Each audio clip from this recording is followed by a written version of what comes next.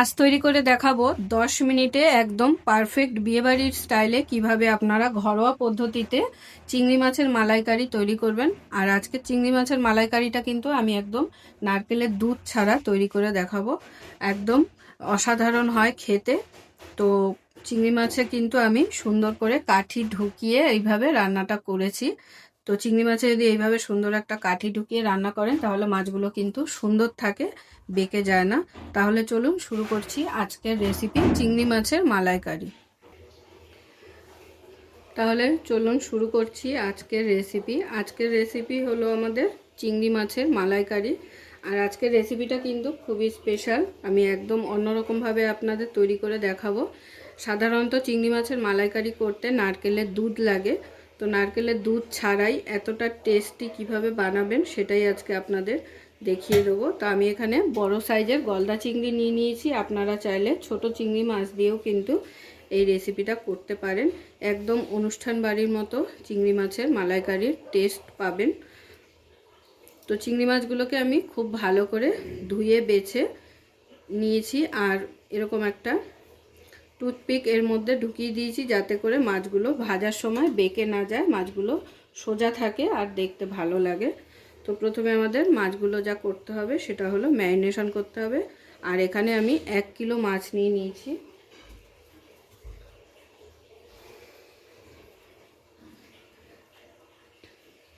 তো প্রথমে দিয়ে দিচ্ছি স্বাদ অনুযায়ী লবণ,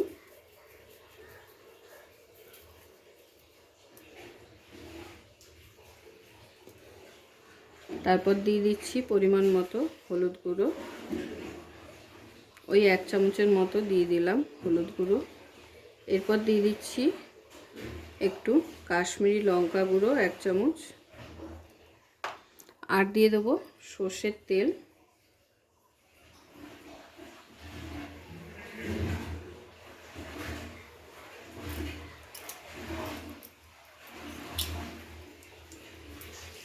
তো দেখুন সমস্ত মাছ ম্যারিনেট করা হয়ে গেছে। এবারে মাছগুলোকে আমরা ভেজে নেব। তার আগে মাছগুলো ভাজার আগে আপনাদের একটি মশলা রেডি করে দেখাবো। তো দিয়ে দিচ্ছি কালো সর্ষে 1 টিস্পুন, টেবিল চামচ, 1 টেবিল চামচ কালো সর্ষে, আর 3 টেবিল চামচ মানে 50 গ্রামের মতন হবে পোস্ত,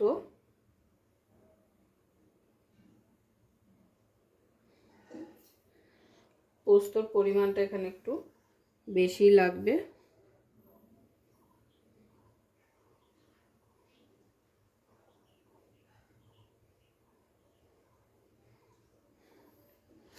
তো 3 চামচ এখানে পোস্ত দিয়ে দিয়েছি, আর দিয়ে দেবো সঙ্গে 5 থেকে 6টা কাজু বাদাম।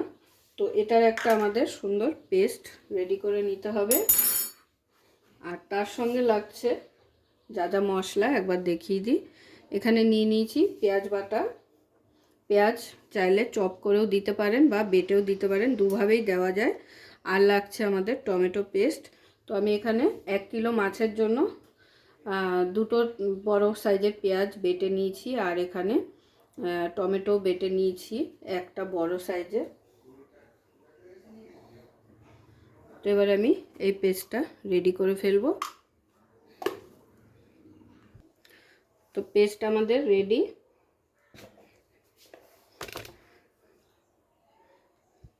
তাহলে চলুন এবার পরের স্টেপে চলে যাব, রান্নাটা শুরু করব।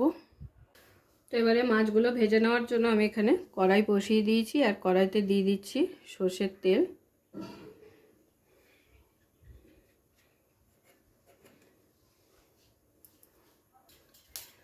তো তেল কিন্তু গরম হয়ে গেছে। এবারে এক এক করে মাছগুলো তেলের মধ্যে দিয়ে ভেজে নেব।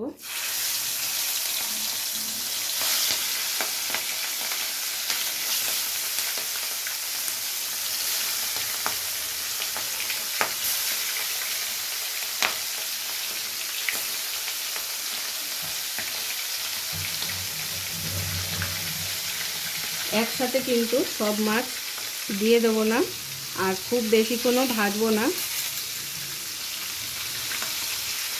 একটু উল্টে পাল্টে ভেজে নেব। খুব বেশি ভাজা হয়ে গেলে কিন্তু চিংড়ি মাছের স্বাদ চলে যায়। তো দেখুন বাকি মাছগুলো কিন্তু আমার একইভাবে ভেজে নেওয়া হয়ে গেছে, খুব বেশি কিন্তু ভাজিনি। ব্যাস।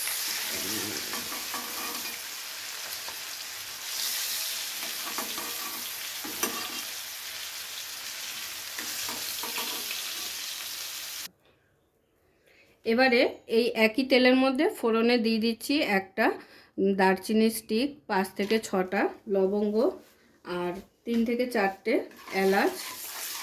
এবারে ফোড়নটাকে হালকা নাড়াচাড়া করে নেব তেলের মধ্যে। ফোড়নটাকে হালকা নাড়াচাড়া করার পরে যখন ফোড়নটা থেকে একটা সুন্দর ফ্লেভার বেরাবে তখন এর মধ্যে দিয়ে দিতে হবে পেঁয়াজ বাটা।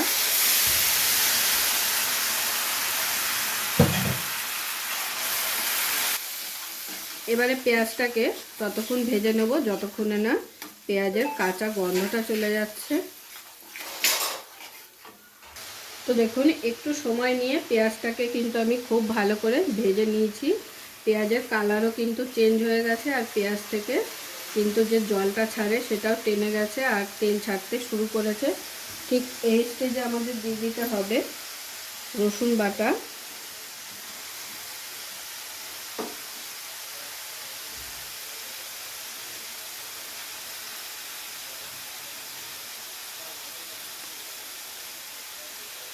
রসুন বাটাটা একটু বেশিই লাগবে, তো আমি এখানে 4 চামচের মতো রসুন বাটা দিয়ে দিলাম।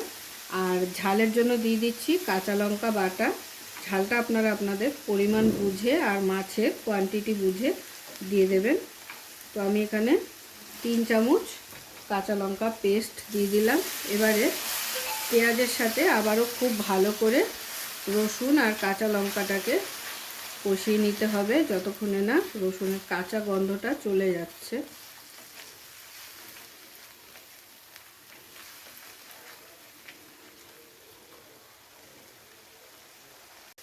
তো দেখুন এতক্ষণে কিন্তু আমার পেঁয়াজের সাথে রসুন ও কাঁচা লঙ্কা বাটা খুব ভালো কষিয়ে নেওয়া হয়ে গেছে। এবারে এখানে অ্যাড করে দিতে হবে কিছু গুঁড়ো মশলা, যেমন কাশ্মীরি লাল লঙ্কার গুঁড়ো,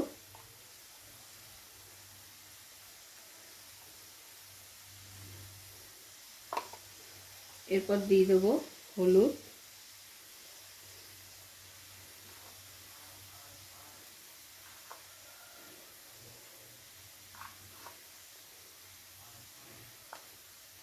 তারপর দিয়ে দেবো ধনে গুঁড়ো। জিরে গুঁড়ো কিন্তু এই রান্নাটায় পড়বে না।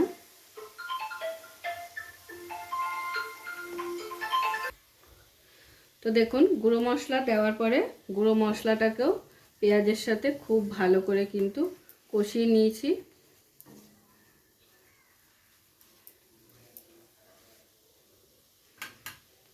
এবার এখানে অ্যাড করে দেবো যে বেটে রাখা মশলাটা রেডি করেছিলাম সেই মশলাটা।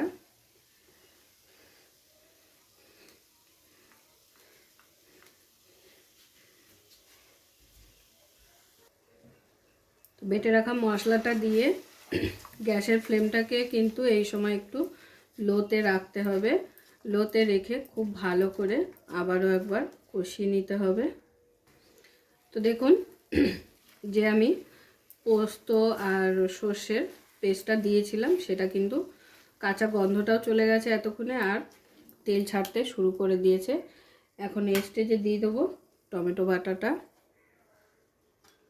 স্টেপ বাই স্টেপ যদি এইভাবে রান্নাটা করেন তাহলে কিন্তু রান্নাটা অসাধারণ হবে খেতে। আর টমেটো বাটা দিয়ে আবারও একবার খুব ভালো করে কষিয়ে নেব যাতে করে টমেটোর কাঁচা গন্ধটা চলে যায়।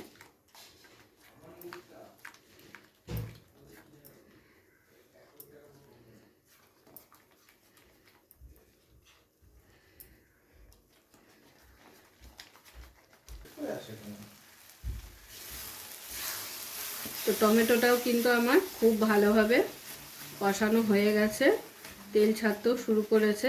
এবারে আমি এখানে দিয়ে দেবো গ্যাসের ফ্লেমটাকে লোতে করে টক দই, 5 চামচ টক দই দিয়ে দেবো।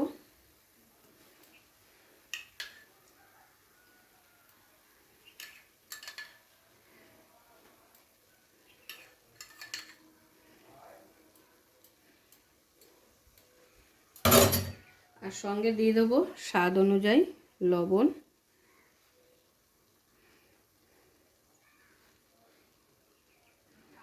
আর তার সঙ্গে স্বাদটাকে ব্যালেন্স করার জন্য দিয়ে দেবো সামান্য একটু মিষ্টি। আর এই সময় কিন্তু গ্যাসের ফ্লেমটাকে অবশ্যই লোতে রাখতে হবে।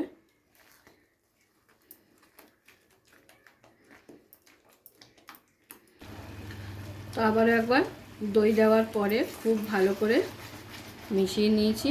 মিশিয়ে নেওয়ার পরে এবার এখানে ফাইনালি দিয়ে দেবো দুধ। আমি এখানে গরুর দুধ ব্যবহার করছি।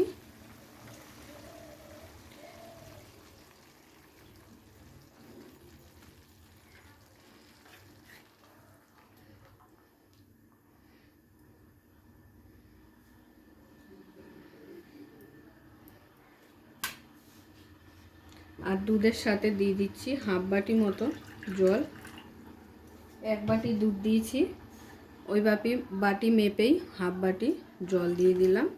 এবারে গ্রেভিটা যখন ফুটে উঠবে ততক্ষণ কিন্তু গ্যাসের ফ্লেমটাকে জোরেই দিয়ে রাখতে হবে। যখন গ্রেভিটা ফুটে উঠবে তখন গ্যাসের ফ্লেমটাকে আবার লোতে করে মাছগুলো দিয়ে দেবো।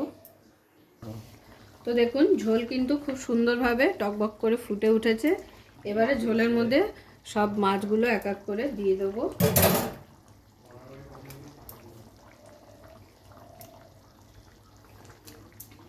আর খুব কিন্তু এই অবস্থায় ছিটকায়, তো সেই কারণেই কিন্তু গ্যাসের ফ্লেমটা লোতে করে রাখলে ভালো হবে।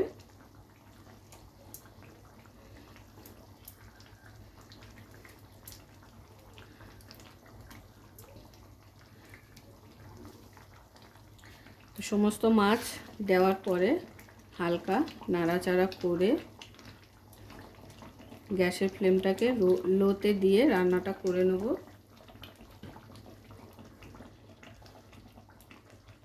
আর সঙ্গে দিয়ে দিচ্ছি চিংড়ি মাছ ভেজে যে তুলে রেখেছিলাম, সেই জলটা কিন্তু ফেলবেন না, এটা কিন্তু একটা দুর্দান্ত টেস্ট হয়।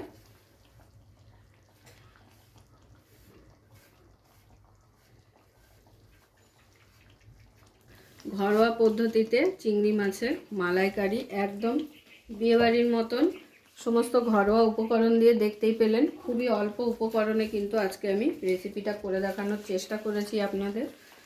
তো যে উপকরণগুলো আমি এখানে দিয়েছি সাধারণত সকলের ঘরেই থাকে।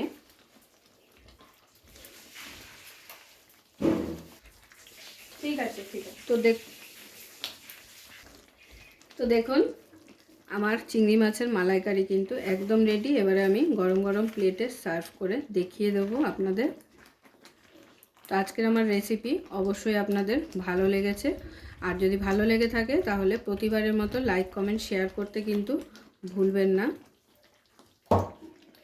পুরো ভিডিওটা দেখার জন্য সকলকে অসংখ্য ধন্যবাদ। এরকম আরও নিত্য নতুন ভিডিও দেখার জন্য চ্যানেলটি অবশ্যই সাবস্ক্রাইব করে নেবেন আর পাশে থাকা বেল আইকনটি প্রেস করে নেবেন নতুন রেসিপির আপডেট পাওয়ার জন্য। তো সবাই ভালো থাকবেন, সুস্থ থাকবেন। আবারও দেখা হচ্ছে আপনাদের সাথে নতুন একটি রেসিপি নিয়ে।